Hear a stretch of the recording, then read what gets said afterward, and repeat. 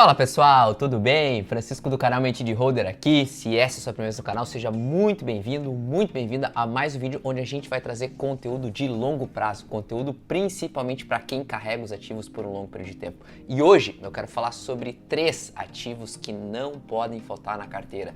3 setores extremamente importantes para a economia global, não só no Brasil, como para todos os lugares do mundo. E eu quero falar sobre 3 companhias extremamente interessantes para a gente colocar no radar, tanto de estudo quanto de acompanhamento. Então, se esse conteúdo te interessa, já deixa o convite, te inscreve aqui embaixo no canal, deixa o like e ativa o sininho para receber tudo em primeira mão.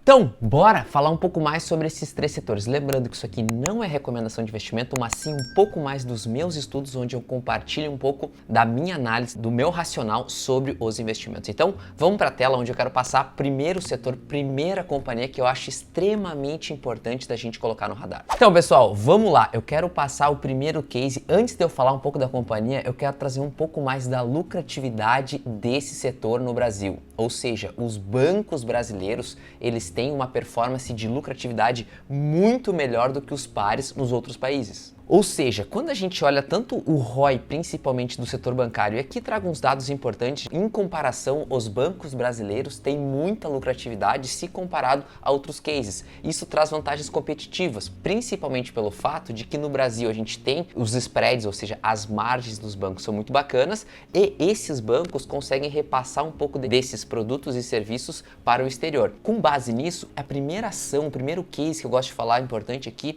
se chama BTG Pactual. Por que eu falo muito do BTG? A gente pode ver que o banco performou muito bem nos últimos 5 anos, ou seja, uma valorização de 460% nos últimos 5 anos, mas isso não vem de graça, isso não vem pelo acaso, isso vem por uma série de melhorias na operação. E quais seriam elas? Primeiro, eu quero trazer um pouco mais do resumo financeiro e dos principais indicadores do BTG para a gente colocar no radar. Primeiro, então, vamos focar nessa parte aqui, eu já estou colocando no acumulado do ano, que é o último resultado em relação ao banco, e a gente pode ver um ponto que é o seguinte. Primeiro, receita. Olha o crescimento de receita na primeira linha. A gente vê um crescimento muito forte, quase que dobrando receita. Da mesma forma, o lucro líquido cresceu de 2,7 bilhões de reais para 4,5 bi de reais. É um valor extremamente interessante. O preço das ações só vai crescer se o lucro da companhia crescer. E é exatamente isso que a gente está vendo aqui, uma valorização extremamente expressiva das ações, da precificação das ações. Consequentemente, isso não vem de graça. Isso vem principalmente pelo aumento do lucro líquido do banco, que é um dos pontos em que a gente precisa olhar muito interessante. Ou seja, aqui a gente tem crescimento da operação, lucro líquido crescente, da mesma forma, ROI extremamente atraente. Lembra que eu falei no primeiro slide aqui, ó, quando a gente volta em relação ao ROI do setor bancário?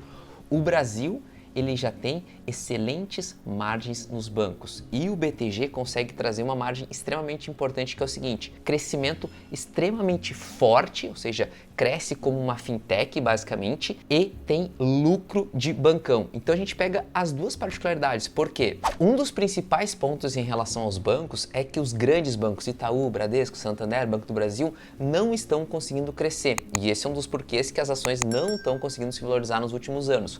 Porém, eles têm margens atraentes, que isso já está no preço das ações. Do outro lado, o BTG, ele consegue crescer como fintech, basicamente, ou seja, um crescimento muito forte, e uma margem de bancão. Então, a gente juntando esses dois benefícios, crescimento de fintech e lucratividade de bancão, é um dos principais pontos do porquê que eu gosto demais dessa ação, e principalmente, a gente vê ainda uma avenida de crescimento, tanto para o BTG, quanto para a XP, que é concorrente, e dentro do setor bancário. Essa é uma das companhias que eu gosto muito para a gente ter no radar. E quando a gente compara em relação às lucratividades, ou seja, eu trago uma comparação aqui entre os grandes bancos, Bradesco, BTG, Banco do Brasil, Banco Inter e Itúbio. O que eu quero trazer aqui? O BTG é o que demonstra maior lucratividade, ou seja, dentro do ROI, o BTG é o que melhor tem lucratividade, consegue trazer crescimento. Isso não vem à toa. Hoje o banco é negociado uma relação de preço-lucro perto de 16 vezes, que é um pouco acima de outros cases, mas qual é a mensagem aqui? O mercado espera um crescimento extremamente grande para o BTG. E isso a gente vê em relação aos números. Quando a gente acompanha os resultados da companhia, isso não vem à toa. É um dos principais pontos quando a gente analisa. Pelo seguinte, aqui eu trago a receita por área de negócio. Uma comparação no último resultado entre 2020, que a gente vê no azul mais claro, assim como 2021 no azul mais escuro. O que eu trago aqui? Em todas as frentes do banco teve melhoria. A única que não teve, ou seja, investimentos do próprio capital do banco, principalmente pela redução das taxas de juros. Mas as partes mais lucrativas, que é a parte de investimento bancário, a parte de mesa, e principalmente a parte de asset, demonstraram crescimento exponencial. E quando nós temos um banco com várias áreas de negócio, ele fica mais imune a crises. Então, os bancões têm uma atividade muito expressiva dentro do Brasil, o BTG também tem, porém cada vez mais as partes do exterior começam a trazer vantagens para a operação. E quando a gente vê um modelo de receita por área de negócio com crescimento robusto, margens atraentes e principalmente espaço ainda para crescimento, essa é uma das companhias que eu gosto muito de ter no radar. Segunda companhia para a gente falar aqui, falei primeiro dos bancos, agora eu quero trazer uma transmissora, setor de energia elétrica. São setores em que não podem faltar na carteira, ações que não podem faltar na carteira. Então a Taesa, que é um dos principais players que eu gosto do setor de energia elétrica, quando a gente olha o gráfico, ela tem uma valorização de 400%. É um reloginho. Ano após ano a companhia vem trazendo resultados. E numa valorização próxima de 400%, o que nós temos aqui para analisar em relação a essa companhia? Vamos lá. Primeiro, quando a gente olha dentro do setor de energia elétrica, a gente tem a parte de geração, transmissão e distribuição. São os três subsetores dentro de energia elétrica. E eu gosto muito mais do subsetor de transmissão. Por que eu gosto de transmissão? Primeiro, que é o subsetor onde tem as melhores margens. Então aqui eu trago um resumo das principais transmissoras listadas na B3. TRPL, Taesa, Alupar e Eletrobras. Ou seja, são as melhores margens do setor de energia elétrica. Então, quando a gente tem várias companhias, e eu sempre gosto de olhar as margens, que é onde traz a lucratividade, as transmissoras são as companhias mais interessantes. Por que as transmissoras conseguem ter as melhores margens? Essas companhias, elas são responsáveis pela interligação entre as geradoras e as distribuidoras, ou seja, a remuneração dessas companhias é com base na disponibilidade das linhas. Foco, disponibilidade das linhas. Essas companhias, elas recebem pela sua disponibilidade. Elas têm contratos longos, consequentemente, elas sabem o que vai entrar de caixa. Então, essa é uma vantagem importantíssima dentro das distribuidoras. Melhores margens e, principalmente, elas já sabem para os próximos anos quanto que vai ter de receita na sua operação. E, consequentemente, quando a gente tem margens atraentes, previsibilidade de receita, a gente tem dividendos muito atraentes. E é exatamente esse ponto que eu trago da Taesa. Olha o histórico de yield desde 2012. A companhia, de novo, ela é um reloginho no pagamento de dividendos. Tem um yield próximo de 10% se a gente for fazer a média de todos os anos. Desde 2012, a companhia tem fluxo de caixa positivo, lucro líquido, consequentemente o pagamento de proventos ele é linear ao longo dos anos. Para quem busca empresas resilientes, consistentes e com capacidade de pagamento de dividendos, a Taesa é um ótimo case para a gente colocar no radar dentro de uma das três ações que não podem faltar na carteira do investidor. E só paga dividendo quem tem lucro. Aqui o histórico dentro da companhia das margens EBITDAs, ou seja, a companhia consequentemente traz margens EBITDAs atraentes ao longo desde 2016, uma margem EBITDA próxima de 85%, assim como a taxa de disponibilidade da linha. Essas companhias recebem pela disponibilidade, é um dos principais pontos a gente focar. E quando a companhia coloca quase que 100% ao longo de vários e vários anos, a gente tem aqui algo chamado eficiência operacional. E esse é um dos principais cases importantes da gente colocar dentro da Taesa. Resiliência, contratos longos, margens atraentes e principalmente um histórico já de resultados dentro da operação.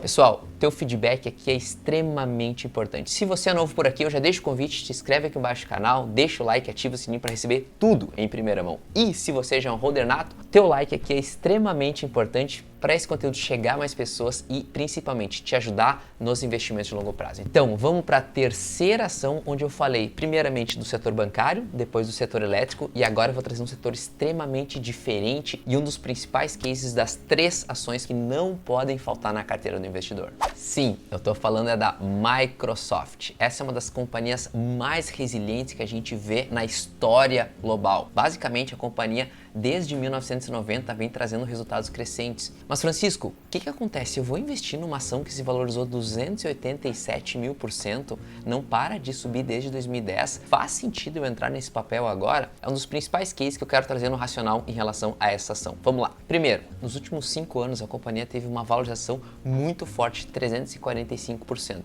E por que eu continuo investindo nesse papel? Por que eu gosto demais dessa empresa e dessa tecnologia? Quando a gente analisa os números em relação a essa empresa, é muito importante a gente focar no seguinte. Aqui a gente tem um sumário do último resultado e a companhia cresceu 18% em receita, 20% em margem, 32% no resultado da operação. E quando a gente vê esses números, parece que a gente se assusta, ou seja, a Microsoft vai conseguir continuar crescendo? Ela vai continuar trazendo resultado, ganho por ação por investidor? E aqui o foco é, olha o lucro líquido dos últimos desde 2005. Ela vem conseguindo trazer vários resultados. E um dos principais pontos que me fazem ter a Microsoft na carteira e me fazem não vender, mesmo com os papéis nas máximas, é a resiliência e a capacidade da companhia de trazer novos resultados, de trazer novas operações. Ela não fica dependente de um produto ou de um serviço. Não, ela oferece uma gama muito forte de geração de receita, ou seja, quando ela não tem um foco muito grande em um produto e serviço, é um dos grandes pontos, é um dos grandes triggers que eu gosto de verificar nas ações que não podem faltar na minha carteira. A Microsoft traz todos os pontos de uma ação para colocar na carteira para o longo prazo.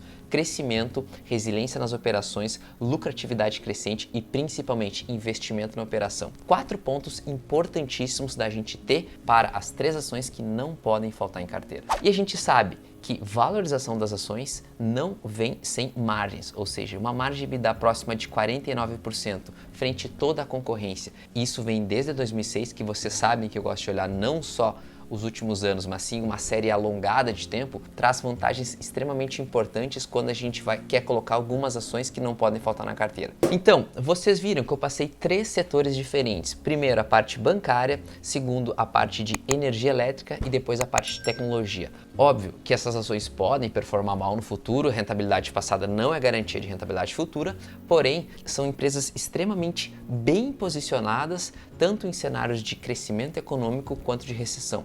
Então, esse é um dos principais racionais quando a gente olha setores e dentro dos bons setores, as melhores companhias, a gente está alinhado na nossa carteira de longo prazo. Eu espero muito que esse conteúdo tenha te ajudado. Se te ajudou, te inscreve aqui embaixo no canal, deixa o like, ativa o sininho e tem o botão aqui embaixo de Seja Membro para quem quiser contribuir um pouco mais em relação aqui ao canal. Eu te espero no próximo vídeo e até mais.